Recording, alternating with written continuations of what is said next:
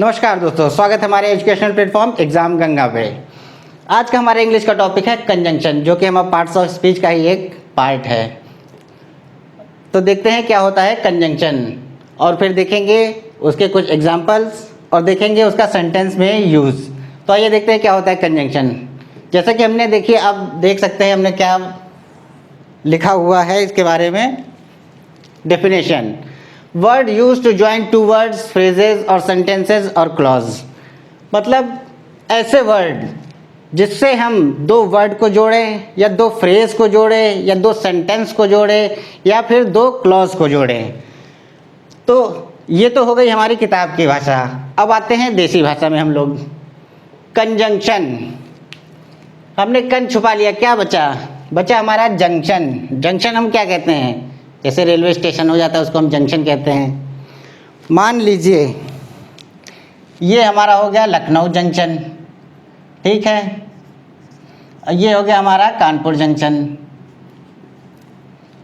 अब इन दोनों को कौन कनेक्ट कर रहा है, मेन बात यहाँ से समझिएगा। कनेक्टिंग जंक्शन, अगर कहीं भूल जाए कंजंक्शन क्या होती है, तो यहाँ पे सीधे सीधे दिमाग में आपको रखना है कि कनेक्टिंग जंक्शन मतलब दो जंक्शन को कनेक्ट कर रहे हैं, मतलब जोड़ रहे हैं। तो एक हो गया हमारा लखनऊ जंक्शन, एक होगा हमारा कानपुर जंक्शन। इनको क्या जोड़ता है, इनको हमारा जोड़ता है एक रेलवे लाइन। तो जो ये रेलवे लाइन है वही हमारा हुआ कंजंक्शन, क्योंकि ये दो जंक्शन को जोड़ने का काम कर रहा है। और जंक्शन हमारे यहाँ पे क्या है, या तो वो वर्ड्स हो सकते हैं, दो वर्ड्स हो सकते हैं, दो फ्रेजेस भी हो सकते हैं, दो सेंटेंस भी हो सकते हैं और दो क्लॉज भी हो सकते हैं। तो आइए देखते हैं कुछ एग्जाम्पल्स उनके। एंड, और, but, yet, so, neither, nor, either और, एल्स। जो ये हमारे तीन है, इसमें हमको मिलती है चॉइस, दो के बीच में चॉइस दी जाती है। आइदर और, नाइदर, नॉर और else. Not only but also भी होता है हमारा। आइए देखते हैं उनके कुछ एग्जाम्पल सेंटेंस में। जैसे हमने लिखा Mohan and Sohan will come, यह हमारा कंजंक्शन है एंड, और हमने क्या जोड़ा है, दो वर्ड को जोड़ा है, सोहन और मोहन को जोड़ दिया है, ठीक। तो हमारा वर्ड हो गया, मतलब दो वर्ड को हमने जोड़ा किसके थ्रू, कंजंक्शन के थ्रू।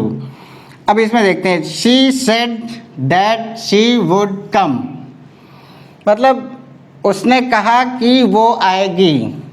ये हो गया हमारा कंजंक्शन। ये हो गया हमारा एक सेंटेंस, ये हो गया फ्रेज, इसको भी हम फ्रेज भी कह सकते हैं। तो दो फ्रेज को भी हमने जोड़ दिया है। अब ये आइए यहाँ पे मैंने क्या कहा था, आइदर और, नाइदर, नॉर और एल्स में चॉइस मिलती है। आइदर सिट और गो अवे। मान लीजिए कोई बच्चा शरारती है, क्लास में बैठा हुआ है, खिखी कर रहा है, बातें कर रहा है, तो टीचर क्या कहता है, बैठना हो बैठो, नहीं तो निकल जाओ। आइदर सिट क्वाइटली, मतलब या तो चुपचाप बैठो या निकल जाओ क्लास से। आइदर सिट क्वाइटली और गो अवे। तो हमने इसमें दो वर्ड्स को जोड़ दिया है, किसके थ्रू, आइदर और के थ्रू। इसमें हमको चॉइस दी गई है, या तो चुपचाप बैठो या तो निकल जाओ, ठीक है। तो इस तरह हम देखते हैं कि दो वर्ड, दो फ्रेज, दो सेंटेंस या फिर दो क्लॉज को जोड़ने के लिए जो वर्ड यूज होते हैं वो होते हैं हमारे कंजंक्शन। कंजंक्शन के दो टाइप्स होते हैं। पहला होता है कोऑर्डिनेटिंग कंजंक्शन, कोऑर्डिनेटिंग कंजंक्शन, और दूसरा होता है हमारा सबऑर्डिनेटिंग कंजंक्शन, सबऑर्डिनेटिंग कंजंक्शन। तो यहाँ तक समझ में आ गया होगा। अब आप स्क्रीनशॉट लेना चाहे तो ले सकते हैं। इसके बाद हम समझेंगे कोऑर्डिनेटिंग कंजंक्शन। आइए अब देखते हैं टाइप्स ऑफ कंजंक्शन। कंजंक्शन कितने प्रकार के होते हैं। कंजंक्शन होते हैं मेनली दो तरीके के। पहला होता है हमारा कोऑर्डिनेटिंग कंजंक्शन। कोऑर्डिनेटिंग कंजंक्शन क्या होता है, जैसे हमने पहले पढ़ा था कि सेंटेंस में दो क्लॉज होते हैं, दोनों का अर्थ स्वतंत्र हो, मतलब दोनों अलग अलग अपना जो अर्थ है वो प्रकट जो करते हैं वो पूरा हो, एक दूसरे पे निर्भर ना हो, अपने आप में पूरे हो दोनों क्लॉज। तो ऐसे जो क्लॉज जिनका अर्थ पूरा होता है उनको जब जोड़ा जाता है तो वो क्या कहलाते हैं, हमारे कोऑर्डिनेटिंग कंजंक्शन। मतलब ऐसे जो सेंटेंस को जोड़ते हैं जिसका अर्थ पूरा होता है। जैसे हम देखते हैं एग्जाम्पल में, ही केम टू मीट मी, वह मुझसे मिलने आया, ये भी पूरा है। मतलब इसके आगे ये अधूरा नहीं है, इसके आगे हम कुछ कह नहीं सकते हैं, ये अपने आप में पूरा है। अब दूसरा सेंटेंस देखते हैं, I was not at home, मैं घर पर नहीं था, ये भी पूरा है। ये पूरा है और ये जो पूरा सेंटेंस है ये अपने आप में पूरे हैं, एक दूसरे पे निर्भर नहीं कर रहे हैं। तो ऐसे जब दो सेंटेंस को जोड़ा जाता है तब हम जो कंजंक्शन लगाते हैं उसको हम क्या कहते हैं, कोऑर्डिनेटिंग कंजंक्शन। ठीक है, अब दूसरे एग्जांपल से देखते हैं, शी वर्कड हार्ड, उसने बहुत मेहनत की, येट फिर भी, शी फेल्ड, वह फेल हो गई।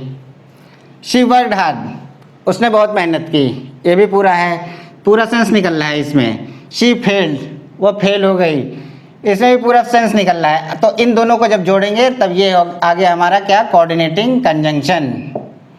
इसी तरह हमारा तीसरा भी है, ही इज़ इंडस्ट्रियस, वह मेहनती है, इंडस्ट्रियस मतलब मेहनती। He is industrious, still he does not get good marks, he does not get good marks, इतना हम देखते हैं मतलब उसको अच्छे अंक नहीं मिले या फिर नहीं मिलते हैं। ये वाक्य हमारा अपने आप में पूरा सेंस दे रहा है। और इधर भी ही इज़ इंडस्ट्रियस, ये भी पूरा सेंस दे रहा है। तो ऐसे वाक्य जो एक दूसरे पे डिपेंड ना हो, अपने आप में ही पूरे हो, तो उनको जब हम जोड़ेंगे तो क्या कहलाते हैं, ये कोऑर्डिनेटिंग कंजंक्शन। ठीक है, अब आइए समझते हैं सबऑर्डिनेटिंग कंजंक्शन। सबऑर्डिनेटिंग कंजंक्शन जिसमें एक क्लॉज दूसरे क्लॉज पे निर्भर होता है, बिना उसका अपना अर्थ प्रकट नहीं कर पाता है, मतलब पूरा समझा ही नहीं पाता है कि वो क्या कह रहा है, या फिर सुनने वाला समझ ही नहीं पाता है कि इसके आगे भी कुछ है, मतलब वो सशंकित रह जाता है कि मतलब आगे कुछ है, आगे कुछ है। ठीक है, तो ऐसे हम देखते हैं एग्जाम्पल। पहला, ही इज़, हमने ही इज़ बोला है, तो क्या हुआ, वह है, वह है भाई, क्या है, कोई पूछेगा क्या है भाई। He is she at physics. ठीक है, तो ही इज़ हमारा है अधूरा, as good as she at physics, मतलब वह है इतना अच्छा जितना कि वो है फिजिक्स में। ठीक, एज गुड एज, तो हमारा ये जो हो गया एज गुड एज एक फिजिक्स, ये हमारा पूरा सेंटेंस हो गया। और ये हो गया हमारा डिपेंडेंट क्लॉज, ये जो है क्लॉज हमारा इस सेंटेंस पे डिपेंड कर रहा है, बिना इसका कोई मतलब ही नहीं है। तो जो मतलब जिस वाक्य में जब हम दो क्लॉज को जोड़ते हैं तो उसमें एक क्लॉज दूसरे क्लॉज पे डिपेंड होता है, और जब ऐसे क्लॉजेस को जोड़ा जाता है जिस कंजंक्शन के थ्रू, तो वो कहलाता है हमारा सबऑर्डिनेटिंग कंजंक्शन। ठीक है, अब आइए दूसरा, ये मोस्ट इम्पॉर्टेंट है एग्ज़ाम की दृष्टि से, अनलेस और अनटिल। अनलेस हम कब यूज़ करते हैं, अनलेस हम यूज़ करते हैं जब हम किसी सेंटेंस में शर्त बताते हैं, मतलब ये शर्त का सूचक होते हैं कि उसमें शर्त है इस सेंटेंस में, तो हम लगाते हैं अनलेस। मतलब अब देखिए सेंटेंस क्या कह रहा है, unless you worked hard you won't succeed, मतलब जब तक तुम मेहनत नहीं करोगे तब तक तुम सक्सेस नहीं हो पाओगे। तो इसमें शर्त है कि जब तक मेहनत नहीं करोगे तब तक तुम सक्सेस नहीं पाओगे, शर्त दिख गई। तो शर्त की जगह पे ये अनलेस लगता है, एग्ज़ाम में ध्यान रखिएगा। अब आए अनटिल पर।